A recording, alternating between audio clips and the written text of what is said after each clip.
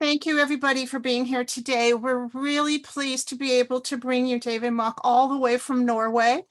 I'm just going to ask you all to keep your microphones and videos turned off. We may be able to share after the program, but in order to keep the feedback down, we appreciate you doing that. If you have questions or comments, please feel free to put them in the chat.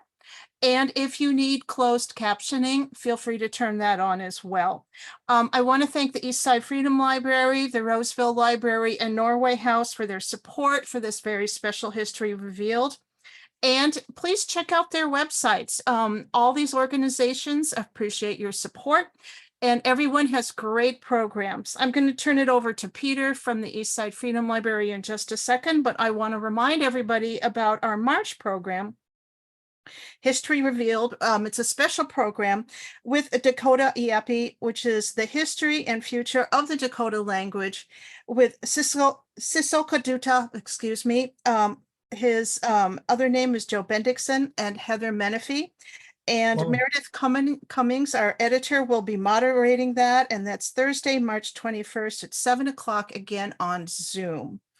So I just want to remind everybody again to keep your microphones and cameras turned off. And I'm going to turn it over to Peter for a minute, and I'll be back in just a second. Thank you, Robin. Thank you. I just want to make you all aware of an upcoming program that is not formally in the History Revealed calendar, but I suspect many of you will be interested.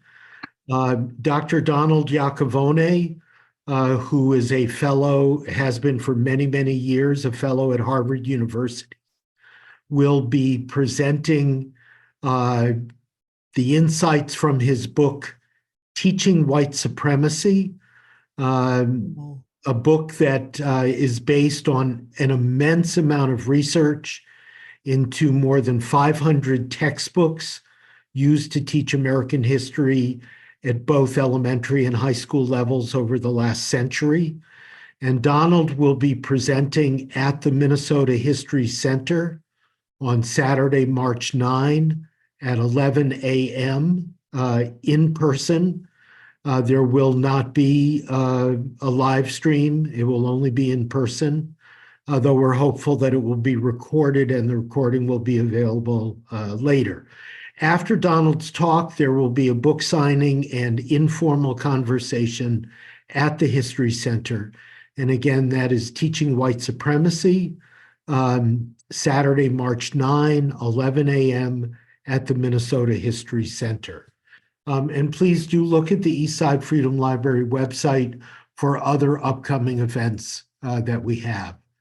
Robin, back to you. Oh, thank you, Peter. And again, please watch both our websites for information on both those programs and more coming up History Revealed. We've got some great ones in the planning. The Ramsey County the Ramsey County Historical Society has a statement that acknowledges this sacred Dakota land.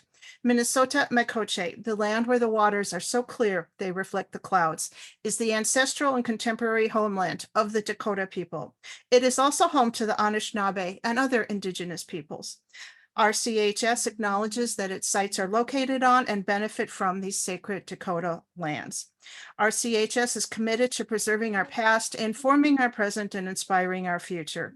Part of doing so is acknowledging the painful history and current challenges facing the Dakota people, just as we celebrate the contributions of Dakota and other indigenous peoples. And you can find our full land acknowledgement statement on our website, which is www.rchs.com.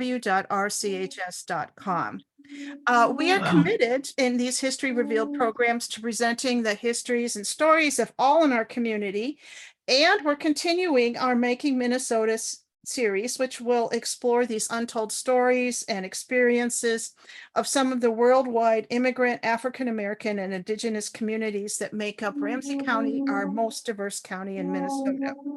So we're so pleased to bring you Heart of the Heartland, which brings together personal interviews, demographic research, and archival exploration to inform stories of assimilation, ascendancy, and collaboration among Minnesota's Norwegian Americans and their neighbors over 170 years. It's a great book. I'll put the link in the chat for the subtext. Subtext is also our partner, and they are in downtown St. Paul. And so you can go over and visit them, or you can order online. So let me introduce our speaker for tonight, all the way from Norway. David C. Mauk is the author of The Colony That Rose from the Sea, Norwegian Maritime Migration and Community in Brooklyn, 1850 to 1910. And he's also published numerous articles about the Norwegian American ethnicity and their communities. Now retired, Professor Mauk taught American Studies at the University of Oslo. So thank you so much for being here. We really appreciate it. Thank you for inviting me.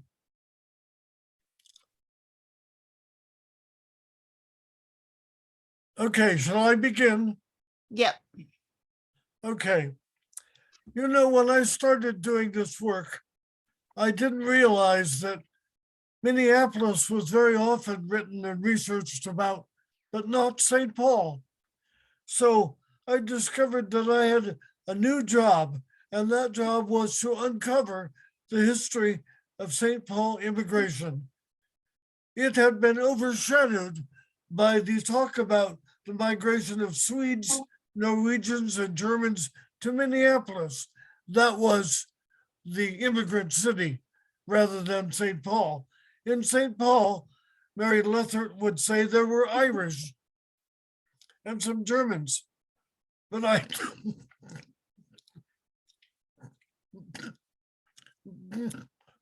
excuse me, I discovered that there were quite a number of Swedes and Norwegians in St. Paul. You usually hear that it's mostly Swedes, but I soon discovered by looking at census records that a larger proportion of St. Paul was Norwegian than was Chicago or New York. If you rank the Norwegian urban colonies according to size, Minneapolis was the biggest, but second after it in the whole nation was St. Paul. So I think St. Paul really deserves some attention, and we'll try to give it that tonight. So now please go back to me to the 1850s. I should have, but I don't know if I do have, an illustration of a steamboat landing at the docks in St. Paul. So I would take you back to the evening of April 9th in 1849, down by the docks in St. Paul. You know, in the 1800s, one of the most important pieces of information was when the river, the Mississippi, was ice-free. Because when it was ice-free, then the outside world could make contact with St. Paul, and people would get the news in newspapers and by seeing people. Each year that was recorded. In 1849, the channel was open for 242 days, and 95 steamers arrived in those days. The first one to dock after the ice had left the Mississippi was the Dr. Franklin #2. It arrived at around midnight on April 9th, amid lightning, thunder, and pouring rain. Norwegian American historian Hjalmar Huland relates the story of that night, telling how the pastor, the Reverend Klaus Clausen, was on that very boat and arrived in the city. And what he saw was, quote, the entire inhabitants of the town rushed down the hills to meet that boat. The rain fell in sheets and the lightning lit the sky, but everyone who could walk or crawl swarmed over the decks like a host of bees, starved for news and newspapers. Soon the word was out. Quote, a howl of joy of long duration rose up, was repeated on the shore, and echoed up the rolling hills, announcing that Minnesota is a territory and St. Paul is its capital. As historian Huland has it, The Reverend Clausen looked around the town once its nocturnal jubilation had subsided and saw that fledgling St. Paul had but 30 houses and was inhabited for the most part by, he says, quote, French half-breeds who hoped to strike it rich, unquote, by selling lots in the new capital. The town and its vicinity, the whole territory, had barely 4,000 inhabitants, and these were, quote, nearly all trappers and township squatters, with hardly a single genuine farmer among them, unquote. It was clearly not a hospitable place for a Norwegian settlement. Nothing there appealed, as he put it, quote, to a countryman with good judgment. Clausen went on to inspect the site of Minneapolis and found that it was not appropriate for a Norwegian settlement either. Now, the number of rural Norwegian settlers who entered Minnesota in the 1850s were people who didn't go as far up the river as St. Paul. Instead, they went off into Minnesota territory to get farmland further south. Or they went in from Wisconsin looking for farmland. They weren't looking to go live in a city. Some people even took the Hudson River up to the canal that would bring them out on Lake Erie and crossed that way. But however they came, usually it was because they were looking for land in the 1850s, not for jobs in the city. However, there were a few, a small minority, who did take the sidewheelers up to St. Paul. The best known of these in the 1850s was a young woman, Ingeborg Leversdotter Longeberg. She arrived with her brother Ahmed in 1850. Her brother stayed only briefly before leaving to go further west for land. She, on the other hand, secured a position as the territorial governor's cook. And because she was in the governor's household as his cook, another visiting Scandinavian saw her there and wrote about her in a book. And that's why we know about Ingeborg Lagerberg, because this other visitor, a Swede, wrote a book called Sketches of Minnesota, the New England of the West. That was Fredrika Bremer, whom you may have heard of before. Fredrika noted that a Norwegian was the cook for the governor. It was very advantageous for Ingeborg. She learned the best variety of American speech available out there. She learned to make the food Americans wanted. She made good connections. And after working as his cook for 4 years, the governor lost her because she married a well-to-do Anglo-American and moved to settle on a farm with him north of what would become later Minneapolis. So that's the first one, and probably one of the very best known ones. I'd like to talk a little bit about Fredrika Bremer's impressions of St. Paul when she arrived. She said that it was a town on the, quote, dividing line between civilized and savage life. I would like the illustration to change now to the picture of Kaposia, the Indian village that was just across the Mississippi from fledgling St. Paul. There it is, I can see it's come up. In St. Paul, which was on a white stone bluff, the Indians called the city Whitestone because of that. You could stand at the edge of St. Paul and look right across the river and see what you see in this picture. The canoes on the river, the people landing, the wooden lodge houses of the Native Americans. That little town, Kaposia, was one of the biggest settlements of the Dakota, and it was right across the river.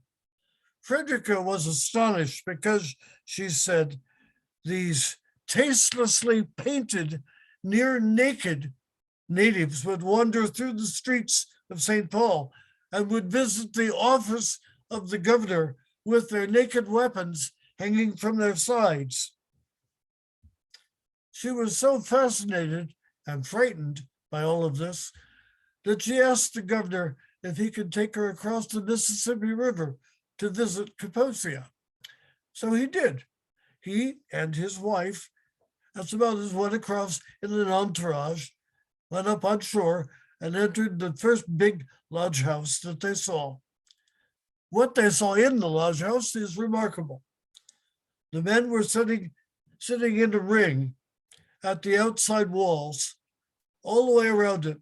These Indian men were carving red clay pipes, red stone from much further west, according to the Indians, was being carved into stones. And you may wonder, why would they make so many red stone pipes?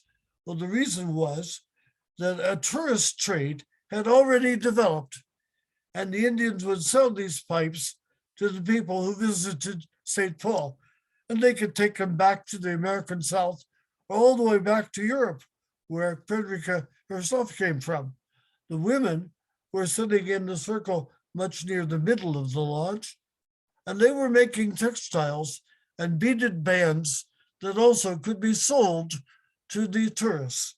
So it's amazing to see how much Indian society and economy had been revolutionized by the arrival of European Americans, for whom they now made products in order to take part in the cash, the moneyed economy of the white people.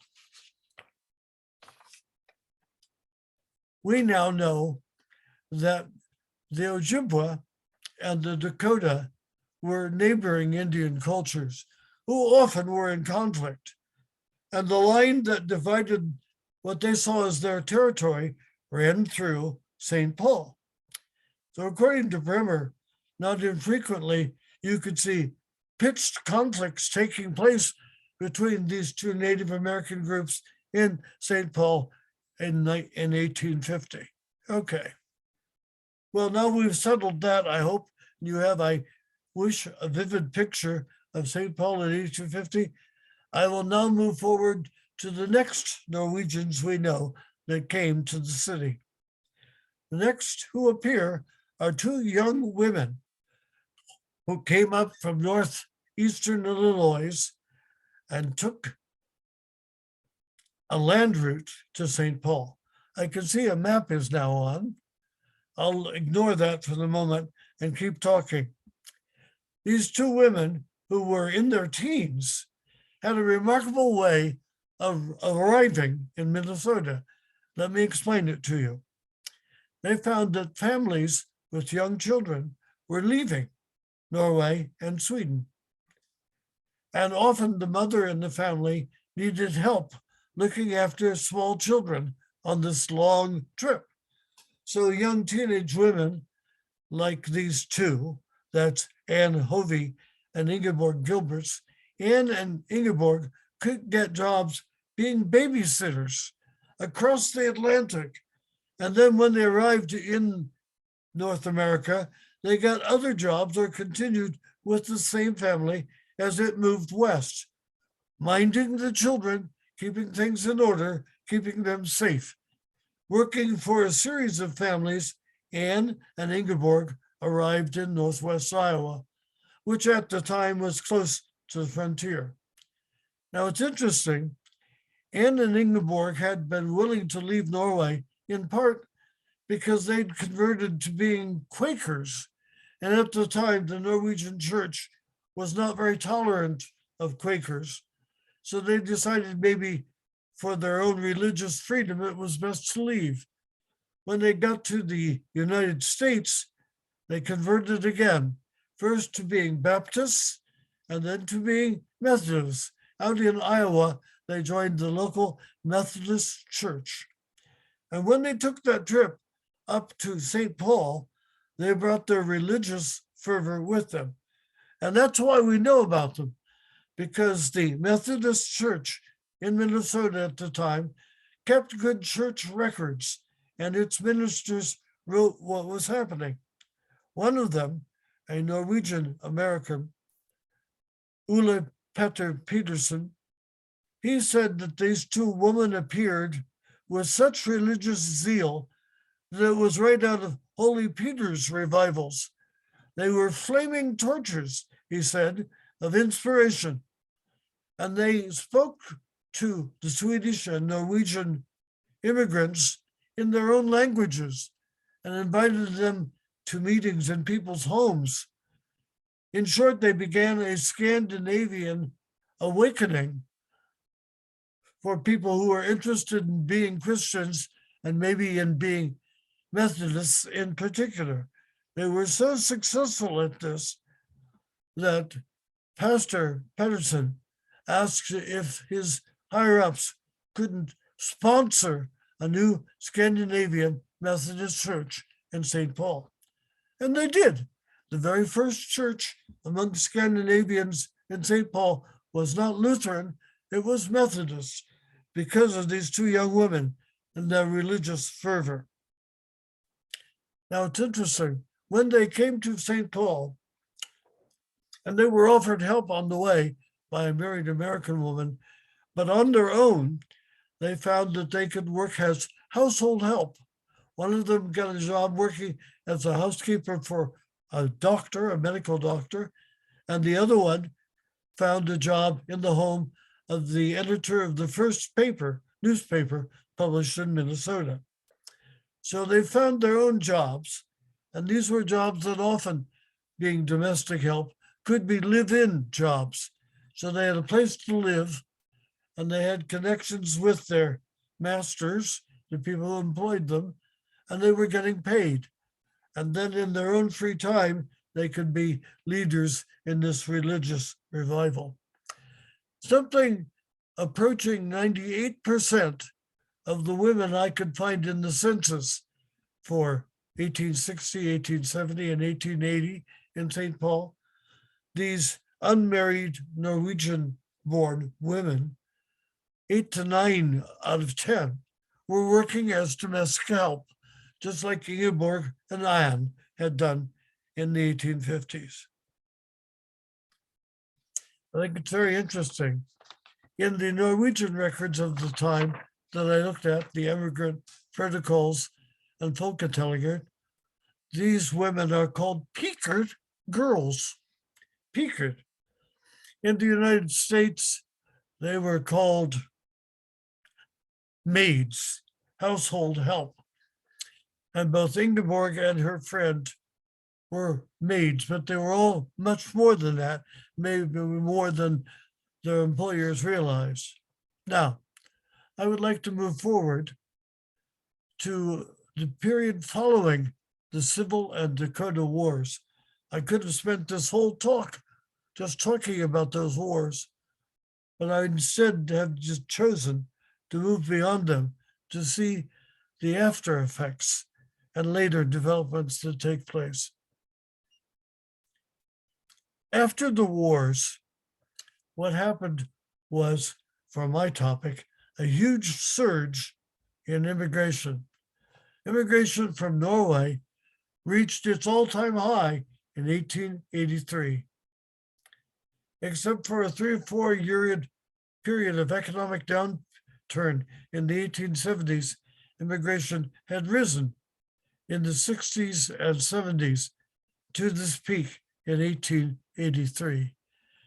And it turns out that what happened in St. Paul was that one member of a family would come, and she or he then would write back home and tell about what was happening in St. Paul and invite other members of the family to come if they wanted to.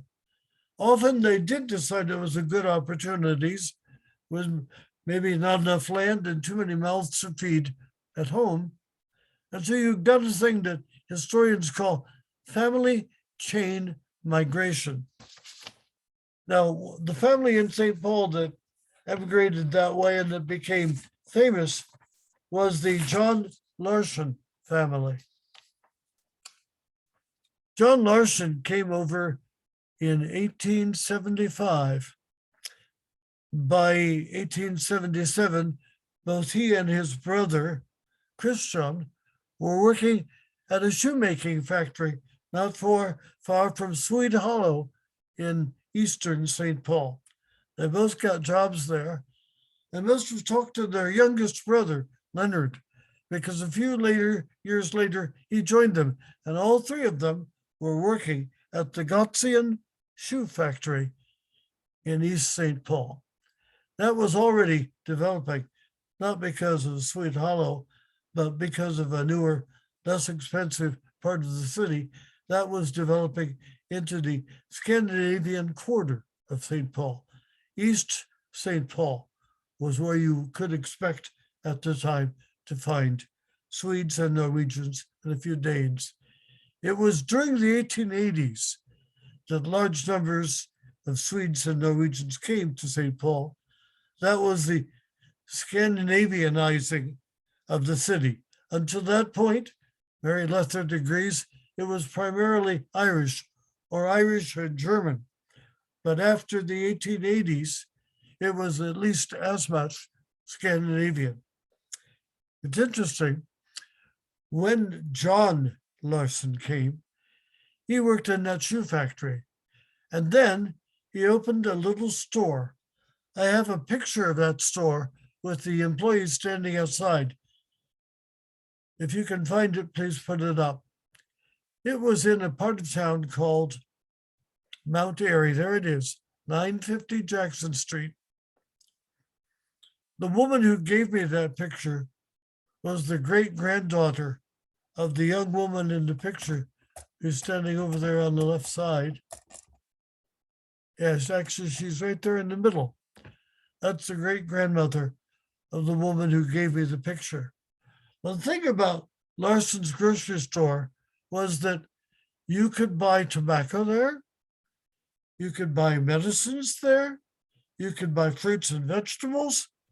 It was a general store of the old school where you could meet most of your needs. And the thing was, located in Mount Airy, it was just below the big cemetery. Many people stopped by and got flowers before going on to the cemetery. But even more, people knew that if you went in there, you could speak Norwegian, and they would answer you back in Norwegian.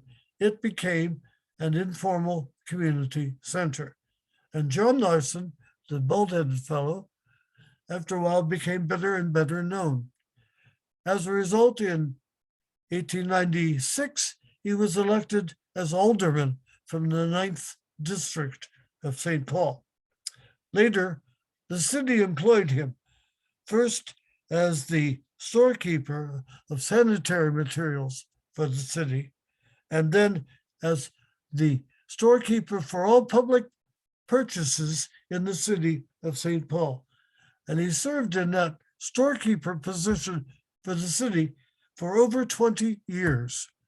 Here's a foreign-born immigrant who, in a rather classic way, brought family that helped him, made a small commercial center where people could gather and feel at home with each other, and rose with that as a foundation in local politics.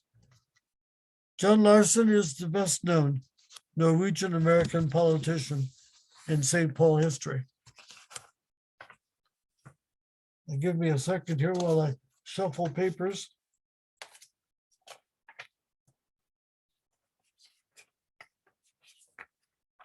The map that shows territorial growth of St. Paul, could you put it on? You'll see it in a second. The remarkable thing about the growth of St. Paul, that is not it, but you can leave it on if you want to. This one has in big letters, territorial growth of St. Paul, Minnesota. It may pop up. There it is. There it is. Great. What I want you to see, look at the bottom here, 1880 to 1890. You see that huge area that was added to the city between 1880 and 1890? 1870 to 1880 is the next biggest area. The city nearly quadrupled in size in those decades. My point is that the great age of expansion of St. Paul was in that very period. That was also the high point of Scandinavian immigration to St. Paul and to the United States, as far as Norwegians are concerned. So the timing of those two things coincided and led to a very strong alteration in the popular feeling about what kind of place St. Paul was. I don't think St. Paul ever became known generally as the Scandinavian city. Minneapolis did, but not St. Paul. I think St. Paul deserves more attention to that part of its story. I have another map for you. This one shows circles with big letters A, S, G, I, and it's called immigrant communities. There we are, great. This shows where members of different ethnic groups gathered to begin with and where they moved. Because my topic was the Swedes and Norwegians, my arrow is there. So you have one there and one here. And here, different Norwegian American churches developed all the way to Midway and beyond. I found that Norwegian American churches, in one sense, were like flags. Where one appeared, you could judge in this age when most people were not zooming around in cars. There was a new church there because there was a settlement of Norwegian immigrants there who would want to worship in Norwegian. And so you could follow these establishment of churches with the migration within the city of Norwegians and or Swedes. There you see Mount Airy. There you see Oakland Cemetery right above it. Mount Airy was not known at all as a Norwegian or Scandinavian center until this study. Well, as far as I know anyway, Twin Hollow and the east side of St. Paul was known as being where the Swedes and Norwegians were. I found out about Mount Airy in two ways.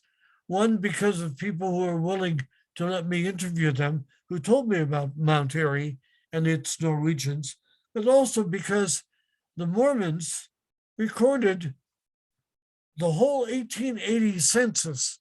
And I was able to go into the records they gave the rest of us and find out where 100% of Norwegian-born people were in St. Paul in 1880. And I found that there was a clustering of them in Mount Airy. There was the more or less objective public records proving it. Then I looked in the 1890 census that was published and looked in 1900 and 1920 and found that that area remained a center of Norwegian birth or ancestry for several decades afterwards. The east side, as is well known, remained Swedish and Norwegian. And I have a picture that your dear friend at the Historical Society found for me of Payne Avenue. Can we put that on now? Yes. I interviewed a man who was the son. Yes, there it is, Payne Street. I interviewed a man by the name of Stolpestad, whose father had been a dentist on the second floor of buildings like this. The first place he got for an office was at the lower end of the avenue, where rent was cheaper because he was young and new and didn't have much capital. So he opened a dentist's office on the second floor and then proved himself. People got to know him and he became more prosperous. And he told his son, as I prospered, I moved up the avenue, further away from downtown to a nicer part of the east side of town. And what he did is what Swedes and Norwegians in general did on the east side of town as their economic situation improved. Now I've come to my last subtopic. I haven't looked at the clock. How am I doing? Yeah, I have about 5-10 minutes. I want to talk a little bit about the kind of organizations that Norwegians developed in St. Paul. It was interesting to me that although Minneapolis had a Norwegian population that was about twice as big, the first Norwegian hospital established in the Twin Cities was established around 1900 in St. Paul. And it was called First Luther Hospital, supported by Norwegian American Lutheran denominations, many of their members living in Minneapolis. But they gave money to set up this hospital in St. Paul. And it was first in a little building, a little on the west side, and then very close to the state capitol, when it was now called St. Paul Hospital. But that was the very first one. And I think that has been overlooked, that this St. Paul community was able to do something like this so early. In time, St. Paul held a whole range of social institutions established by Norwegian Americans. Aside from their churches, and there were many of them, and the hospital, there was a very strong and active Sons of Norway chapter. There were, in fact, at a period of time in the early 1900s, several chapters. When I was there at the end of the 1900s, they had moved out to the suburbs. And if you wanted to be in a Sons of Norway chapter where most members were fairly young and had small children, you didn't do it in St. Paul. You did it outside to the south and west of the city, where young families had moved to the suburbs and carried their Norwegian heritage with them. Aside from sons and daughters of Norway, there were other things. There were old folks' homes, 2 or 3 different ones, where the elderly could find live-in medical help, could find people who would come and visit them and celebrate holidays with them, because Norwegian Americans, like other ethnic groups, were concerned that their elderly should have a pleasant end of life with people looking after them. Every kind of public institution that we today might expect to be handled by the state was in the early 1900s, before the New Deal, was supplied by the local ethnic community. And Norwegian Americans in St. Paul did the same thing. So by that hospital, for example, if you wanted to train to be a nurse, there was the Norwegian nursing school that was attached to the hospital. If you wanted to be a doctor, you could train and have your practice years, your intern years at the hospital. If you wanted to be a lawyer, like Stolpestad, you could go to other Norwegians and they would help you open your own office and get your on-the-job training. Here we see the main entrance to Luther Seminary, the biggest Lutheran cemetery in the whole Twin Cities metropolitan area. And it has always been located in St. Paul. For members of the ethnic group, another important institution aside from the seminary was the Consulate General that established and maintained contacts directly with Norway. That was in St. Paul until the middle of World War II. So the first third of the 19th century into the war years, you went to St. Paul, where the capital of the state was, if you wanted to make contacts with the Norwegian state. And of course, the last thing I want to mention, not the least, is that Norwegian American politicians for the state of Minnesota were in St. Paul, not in Minneapolis. They were at the state capitol. So when I was doing the main research from 1998 to 2001, I found that the Speaker of the House, the leader of the Senate in the state legislature were both Norwegian Americans. They were from the far northwest of Minnesota, but in their statewide political jobs, they established careers in St. Paul, and that's where they lived. They would go home for holidays and breaks.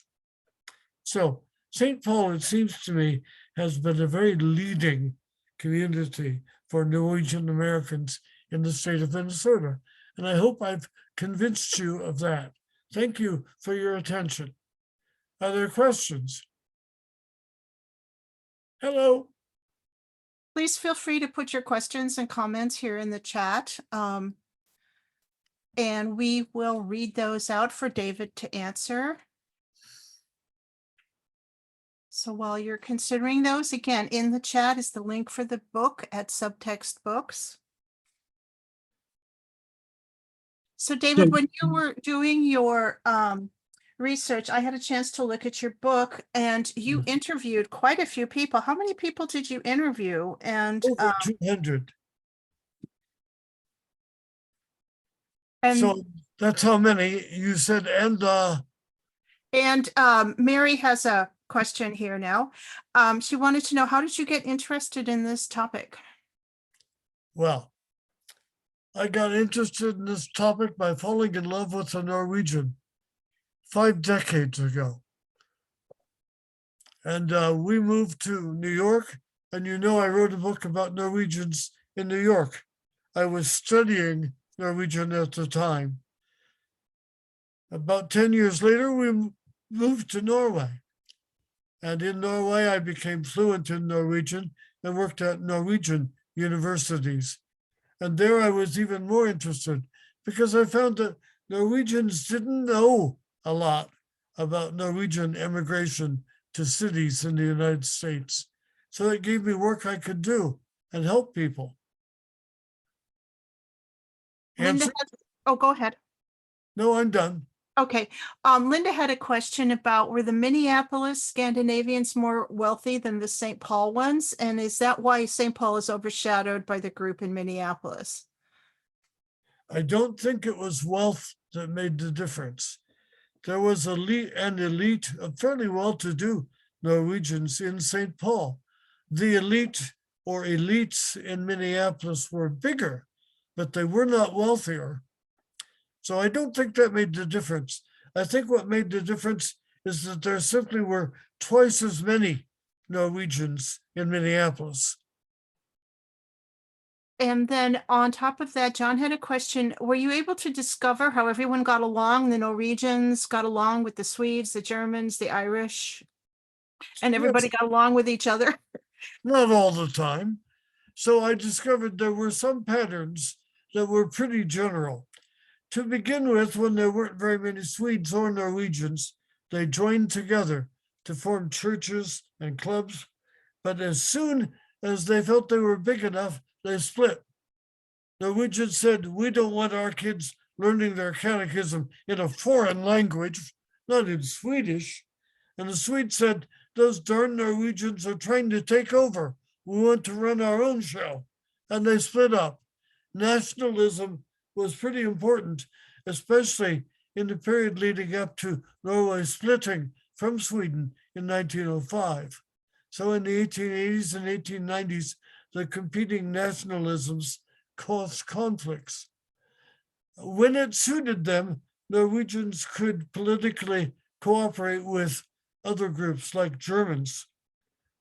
Norwegian in Minneapolis, especially in Cedar Riverside, had more saloons than any other group. But they, especially their more religious active members, said that Norwegians were not hard drinkers. So they didn't understand why the city should blame drinking on Norwegians. And the city of Minneapolis set up a ruling which limited the opening of saloons to certain areas. Those areas just happened to be Cedar Riverside and the other areas where Norwegian, Swedes, and Germans were centered. So clearly, the upper or middle upper class among Anglo-Americans thought the drinking problem was an immigrant problem.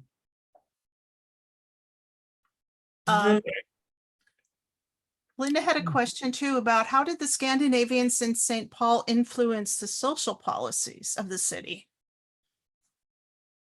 You know, that's not easy, but I'll give it a try. In the 1960s, there were race riots in both St. Paul and Minneapolis. And they were largely conflicts directly between Jewish merchants on Central Avenue in Minneapolis, for example, and newly moved in African Americans who had come from Chicago and places further east like Gary, Indiana. The local African American community did not accept them very well. They didn't seem to be couth, you might say, if you know that word. And so there was some inner conflict among African Americans, but most of the conflict was social economic between whites and blacks and Jews.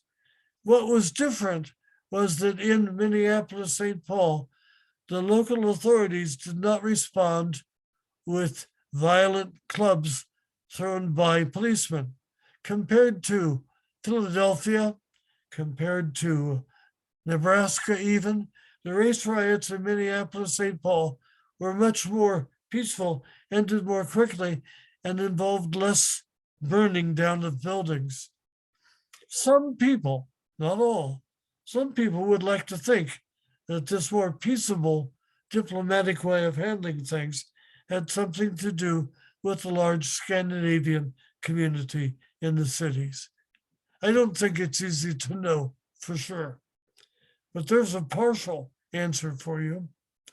In Minneapolis-St. Paul, it was a Norwegian American minister, Paul Boe, who set up social services and arranged financing for the group later known as AIM, the American Indian Movement.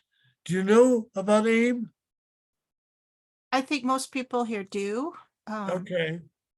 But Well, if you like comments, put them in the chat. Sure. The Indians in AIM, its leadership, Clyde Bellecourt and others, trusted Paul Boe so much that they invited him to come out to Wounded Knee, where they were under siege by federal marshals. They said so he could see firsthand what life was like for them. And he went. When I talked to Clyde Bellecourt, he said, Paul Boe was the only white man I ever trusted. Ooh, pretty strong language. Well, there's a little bit of an answer, very incomplete, but something. Yeah, no, thank you. It's a big topic. And then Katie had a question that said that she was really interested in your discussion of Anna and Ingeborg. And did you find that the young girls also immigrated as nannies? She shared that her Swedish teenaged great-great-grandmother immigrated to America only accompanied by her also teenaged female cousin, as far as they can find out. But she had a question about the young girls working as nannies. Okay, she just has to speak up as I'm trying to answer. When I said babysitter, I could have said nanny. It was the young adult woman who took care of smaller, younger children. If that's a nanny, okay. If that's a babysitter, okay, that's what they did. They found that many families needed a single young woman who could do that well and wanted to. Does that answer you? I think. Sorry. So. Yep. Oh, I don't know if you could hear me. Sorry. And my question actually was, did you find that the Swedish girls also worked as nannies, like the Norwegians? Yes, I did. Okay, thank you. You're welcome. And then, let's see, I'm trying to clump some of the questions here together a little bit. Marie had a couple questions. First of all, she wanted to know if you had anything to share about Nellie Barsness, that she understood that she was in the first class of women doctors at the University of Minnesota and served in France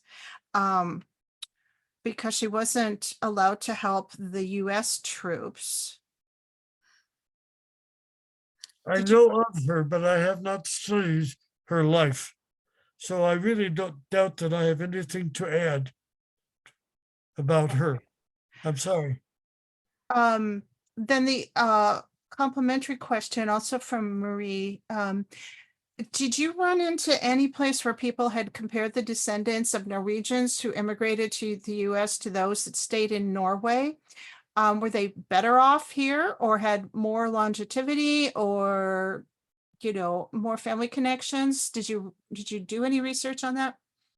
I did not, but there has been research done by Norwegian historians who are looking to see the effect of return immigrants in Norway. And they find that returning immigrating Norwegian Americans who came home, that these people brought ideas, they brought machines, they brought knowledge with them from a US that was technologically more advanced than Norway was at that point. So there was a positive effect of new ideas and changes and ways to be more profitable at home in farming and in business. Does that help? We'll see what Marie says. Haha. We'll come back to Peter's question, but John had a question about where people got their news. Did they get it from Norse newspapers or letters from family members or traveling speakers, musicians, and so forth? Well, the answer is all of the above, but there was a very big Norwegian language newspaper located in Minneapolis called Minneapolis-St. And until it went broke in the middle of the Depression in the 1930s, it was the biggest Norwegian American newspaper in the country. So that's where they got their news. There were also other Norwegian American newspapers. One, for example, called Gå på, which means go ahead. And it was a radical left newspaper. There was also another one that was more right-wing, more like Morgenblad in Norway today. So there was a range of Norwegian American newspapers. But after the Depression, for several years, there wasn't any. And then the daughter of a Norwegian American lawyer opened a new newspaper, but it was partially in English and partially in Norwegian. And it lasted through the 60s into the early 1970s. And that was it. Then you had to go to North Minnesota or New York City or Seattle to get the Norwegian language newspapers. But earlier, Norwegian Americans wrote lots of letters. American letters are very famous as ways that Norwegians across the Atlantic informed each other of how things were going. So they used that. And you also made me think, I know that during World War I and World War II, many Norwegian leaders came from Norway to Minneapolis-St. Paul to tell local Norwegian Americans what the war was like in Norway, because the Twin Cities were the biggest or the next biggest urban center of Norwegians in the whole US. So a visiting Norwegian leader could see more Norwegian Americans at one time than in most other places. And Norwegian Americans got lots of news from those people. Does that help? I think so. We have time for Peter's question, I believe. Sure. He wanted to know about the involvement of Norwegian and Norwegian Americans in the labor movement. Okay. Had I been talking about Minneapolis tonight, I would have talked about the truckers' strike in 1934.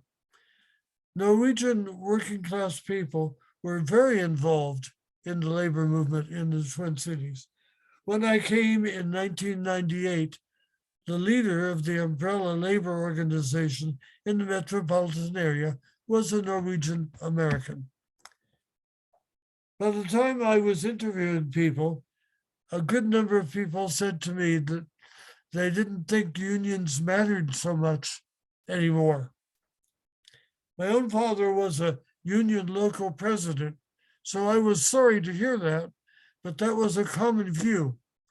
Earlier in the 20th century, Norwegian Americans were very much involved in the labor movement. That's what I've got for you. Okay, Thank you all for your questions. I want to thank David Mauk for being here. Peter, did you have any few last words?